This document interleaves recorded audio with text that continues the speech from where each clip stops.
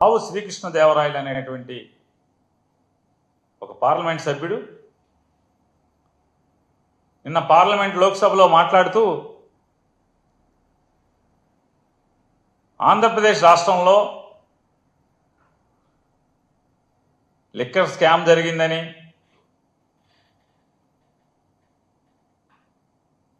దాంట్లో ఎవరెవరో పేర్లు ఉటంకిస్తూ వాళ్ళ ద్వారా వేల కోట్ల రూపాయలు దేశాలు దాటి వెళ్ళిపోయినాయి అని చెప్పని, అంటే వీటన్నిటికీ విషం చిమ్ముతూ చంద్రబాబు నాయుడు గారి గూట్లో చేరినటువంటి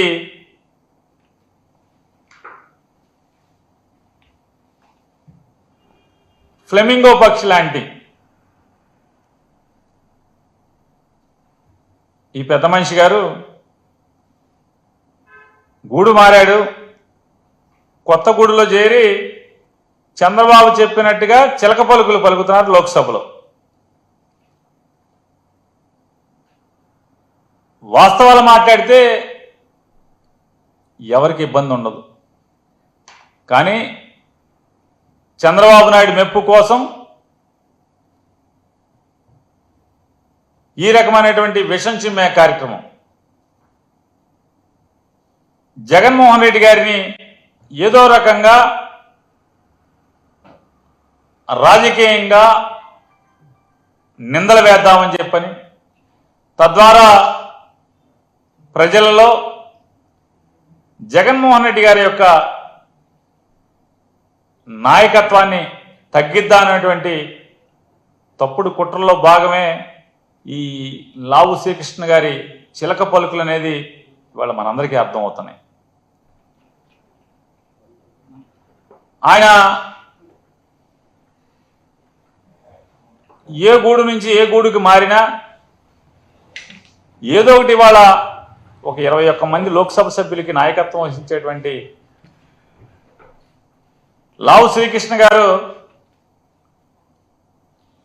తనకున్నటువంటి అధికారాన్ని లేదా భగవంతుడు పల్నాడు ప్రజలు ఇచ్చినటువంటి ఆ గొప్ప అవకాశాన్ని ఆంధ్రప్రదేశ్ రాష్ట్రంలో విశాఖ ఉక్కు ఫ్యాక్టరీని బతికించేదానికి మైక్ను వాడడం, తనకున్న అవకాశాన్ని వాడడం, లేదా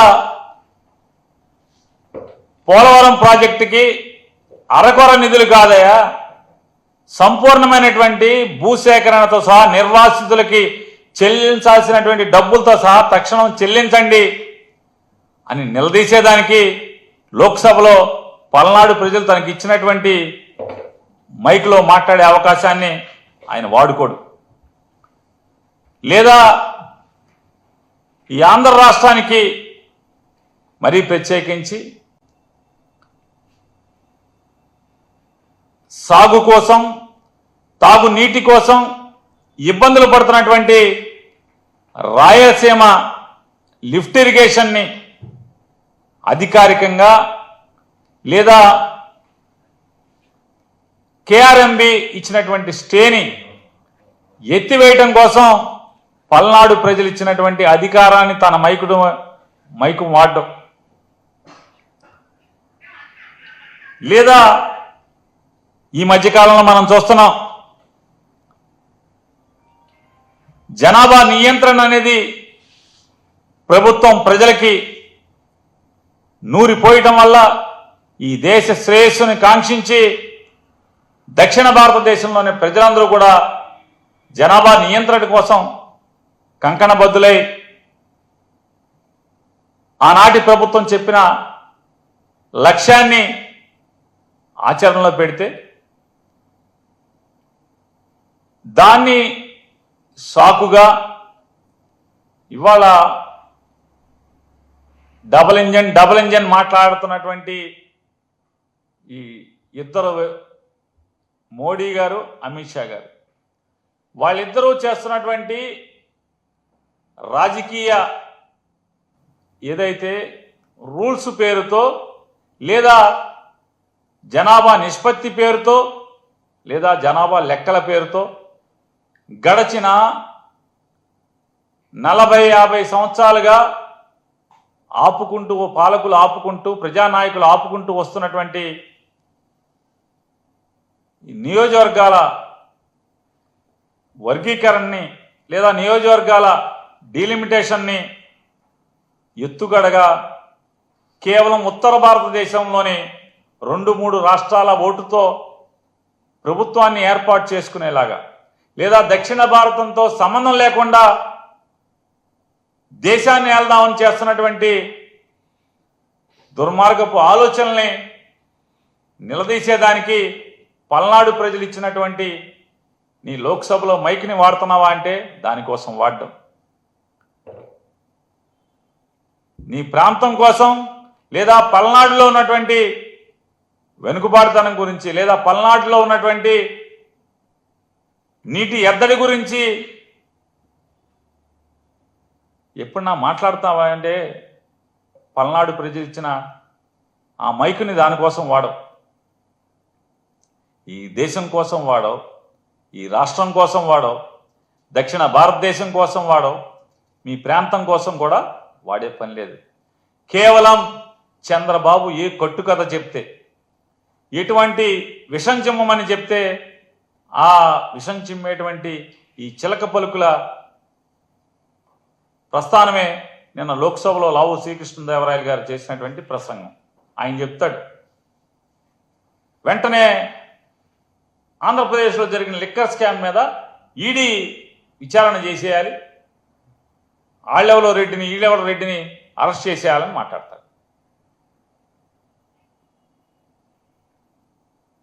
నేను ఒక్కటే వారిని అడుగుతున్నాను, ఆంధ్రప్రదేశ్ రాష్ట్రంలో లిక్కర్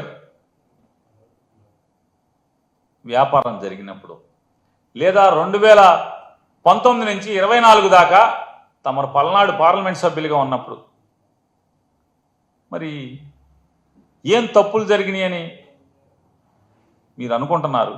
తప్పులు జరిగితే మీరు ఒక పార్లమెంట్ సభ్యుడిగా మీరు ఎందుకు మాట్లాడలేదు, ఎందుకు నిలదీయలేదు? లేదా 2019-24కి జరిగినటువంటి ఈ రాష్ట్రంలో జరిగినటువంటి లిక్కర్ బిజినెస్ లేదా 2024 నుంచి 25 వరకు జరిగిన లిక్కర్ బిజినెస్ చూసుకుంటే ఇదా స్కామ్? అదా చంద్రబాబు నాయుడు ప్రభుత్వం మీ కూటమి ప్రభుత్వం అందా లిక్కర్ స్కామ్? లేదా ఆ రోజుదా 2014 నుంచి 19 దాకా ఉన్నటువంటి అంటే డిస్టిలరీస్కి ఇచ్చేటువంటి ప్రభుత్వం ఇచ్చేటువంటి రేట్ ఎంత? 2019 నుంచి 2024 దాకా జగన్మోహన్ రెడ్డి గారి ప్రభుత్వంలో డిస్టిలరీలకి ఎవరైతే మద్యం తయారీదారులకు ఉన్నారో వారికి చెల్లించిన రేట్ ఎంత? ఇవాళ చెల్లిస్తున్న రేట్ ఎంత? ఇవాళ మొత్తం షాపులన్నీ కూడా ఏ రకంగా లిక్కర్ షాపులన్నీ కూడా ఏ రకంగా అడ్డగోలుగా తెలుగుదేశం నాయకులందరూ కూడా ఏ రకంగా చెరబట్టారు. నాడు ద్రౌపదిని ఏ రకంగా మయసభలో లేదా ఆ రోజు ఉన్నటువంటి సభలో దుశ్శాసనుడు చెరబట్టినట్టుగా ఇవాళ లిక్కర్ వ్యాపారం మొత్తాన్ని తెలుగుదేశం పార్టీ శాసనసభ్యులు, తెలుగుదేశం పార్టీ నాయకులు మొత్తం ఎవరికైతే షాపులు వచ్చినాయో లేదా ఎవరి దగ్గర బార్లు ఉన్నాయో వాళ్ళందరినీ దుర్మార్గంగా, దౌర్జన్యంగా లేదా కిరాతకంగా పోలీసుల్ని ప్రయోగించి షాపులు లోపరుచుకోవటం లేదా రూపాయి పెట్టుబడి లేకుండా నాకు ₹10 వాటా ఇవ్వాలి, పావలా వాటా ఇవ్వాలని చెప్పని పేక మీద కత్తి పెట్టడం లేదా మీ ఇష్టారాజ్యంగా ఎంఆర్పి కంటే కూడా అత్యధికంగా మీరు అమ్ముకోండి, నాకు మాత్రం నెలకింతని లంచం ఇవ్వండి అని చెప్పని లంచాలు దండుకుంటున్నటువంటి కింద నియోజకవర్గ స్థాయి తెలుగుదేశం పార్టీ శాసనసభ్యుల దగ్గర నుంచి ఈ రాష్ట్ర ముఖ్యమంత్రి కానీ లేదా ఆయన కుమారుడు కానీ వీళ్ళందరూ దండుకుంటున్నటువంటి ఇదా లిక్కర్ స్కామ్ అంటే? ఏది స్కాము? ఆఖరికి గీత కార్మికుల పేరుతో కూడా అడ్డం పెట్టి లేదా వారికి షాపులు వస్తే వారిని పోలీసులతోనో రౌడీలతోనో బెదిరించి ఆ షాపులను కూడా బలవంతంగా గుంజుకుని వ్యాపారాలని దోచుకుంటున్నటువంటి ఇదా స్కామ్, లిక్కర్ స్కామ్. ఈ స్కాములు కనపడవు మనకి. ఏమీ జరగకపోయినా కూడా అప్పుడు స్కామ్ అని చెప్పని కట్టుకథలు చెప్పాలి. ఈడీ మీద ఈడీ విచారణ చేయమని అడుగుతున్నారు కదా. పనిలో పనిగా లావు శ్రీకృష్ణదేవరాయలు గారిని అడుగుతున్నాను, రేపో ఎల్లుండో ఇది కూడా మాట్లాడండి. ఇన్కమ్ ట్యాక్స్ తాకీదులు ఎవరికి ఇచ్చారు? మీ గౌరవ నారా చంద్రబాబు నాయుడు గారికి ఇన్కమ్ ట్యాక్స్ ఇచ్చినటువంటి తాకీదు ఇది. ఈ కట్ట, ఈ పుస్తకం ఇది ఒక పేజీ కాదు. ఇది ఈ పుస్తకం కూడా మీ గౌరవ నారా చంద్రబాబు నాయుడు గారికి ఇన్కమ్ ట్యాక్స్ వారు ఇచ్చినటువంటి శ్రీముఖం. ఆల్రెడీ దీని మీద ఈడీ విచారణ ఎందుకు చేయరు? ఈడీ విచారణ చేయాలి కదా. సగంలో ఎందుకు ఆపారు? అవన్నీ కూడా గట్టిగా కడగండి. చంద్రబాబు నాయుడు గారికి ఇచ్చినటువంటి ఇన్కమ్ ట్యాక్స్ నోటీసు సగంలో ఎందుకు పక్కన పాడేశారు, చెత్తపొట్టలో పారేశారు?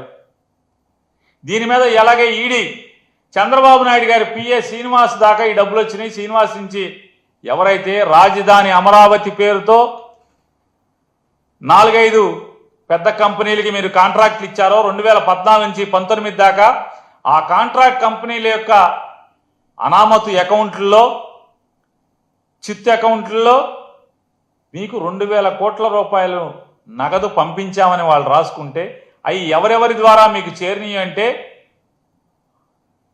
మరి చంద్రబాబు నాయుడు గారికి ఇంత చేరింది పాపం సొమ్ము అని చెప్పి ఈడీ వాళ్ళు ఆపేసినటువంటి దాన్ని గట్టిగా నిలదీయండి, అడగండి.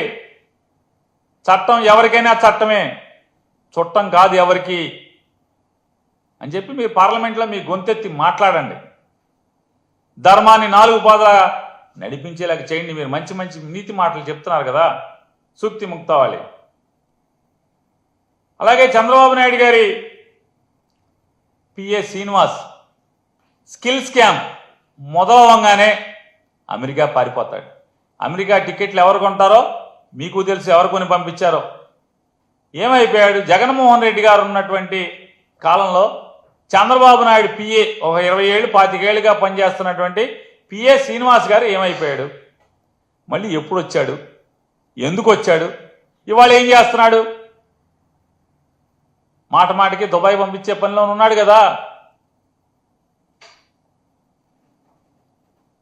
అయ్యోదిలేసి మన శ్రీనివాసు మూటలు దుబాయ్ పంపించే ఆ లెక్కలు చూసుకుంటాక వెనకాల ఎవరు వెళ్తున్నారో మనం చూసాం. ఆ పేరుతో ఈ పేరుతో ఏది పరిశ్రమలు తెస్తామనే పేరుతో ఊరికే వెళ్తాం, ఊరికే తిరిగి రావటం. కానీ దారిలో దుబాయ్లో ఆగుతారు. మన పాత పిఏ గారు మాటికి దుబాయ్ వెళ్తాడు, లేదా పాత పిఏ గారు పైకి పేపర్లోనేమో సస్పెన్షన్ క్యాన్సిల్ చేసి మళ్ళీ ఉద్యోగం ఇచ్చారు. కానీ పేషీలో వద్దన్నారు. ఎందుకు పేషీలో వద్దన్నారు? ఈ దుబాయ్ మూటలు దుబాయ్ చేర్చాలి కాబట్టి పేషీలో అక్కర్లేదు. మరి ఈ స్కిల్ స్కామ్లో 300 చిల్లర కోట్ల రూపాయలు అక్రమం జరిగిందని చెప్పని సాక్ష్యాధారాలతో సహా కేసులు కట్టడం జరిగింది. మరి స్కిల్ స్కామ్ మీద ఎన్ఫోర్స్మెంట్ డైరెక్టరేట్ సగంలోనే ఎందుకు ఆగిపోయింది? ఎవరెవరైతే ప్రభుత్వం దగ్గర కాంట్రాక్ట్ పొందారో ఆ కాంట్రాక్ట్ పొందినటువంటి ఆ వ్యక్తులు వాళ్ళ దగ్గర మాత్రమే ఈడీ ఎందుకు ఆగిపోయింది? అడగండి ఈడీని. మీరు మాట్లాడుతున్నారు కదా పార్లమెంట్లో, నియోజకవర్గం సంగతి, ఈ రాష్ట్రం సంగతి, పల్నాడు ప్రాంతం సంగతి, లేదా దక్షిణ భారతదేశం సంగతి గురించి మీకు ఏమీ గోల లేదు కదా. మీకు ఎంతసేపు మీ చిలక పలుకులే కదా. మరి దాంట్లో ఎక్కడ ఆగిపోయింది?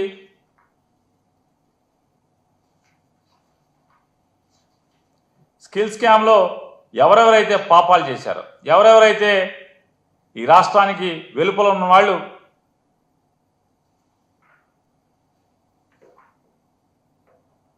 $370 కోట్లు 380 కోట్ల రూపాయలు సుమారుగా ప్రజల సొమ్ముని దోచుకున్నారని చెప్పి ఈడీ కేసులు కట్టి అరెస్ట్ చేసింది కదా. మరి దాంట్లో ఇంకా సగంలో ఎందుకు ఆపారు? ఈ స్కిల్ స్కామ్లో సగంలో ఎందుకు ఆపారని కూడా గట్టిగా పార్లమెంట్లో మీ గొంతుని గట్టిగా లేపండి, గట్టిగా వినిపించండి. అలాగే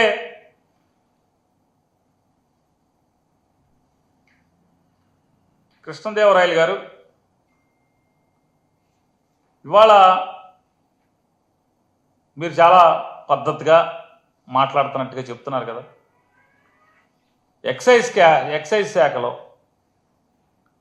ఎవరైతే ఎండీగా పనిచేసినటువంటి వాసుదేవ్ రెడ్డి గారు ఉన్నారో, వాసుదేవ్ రెడ్డి గారు 3 సార్లు కోర్టులో పిటిషన్ దాఖలు చేశారు.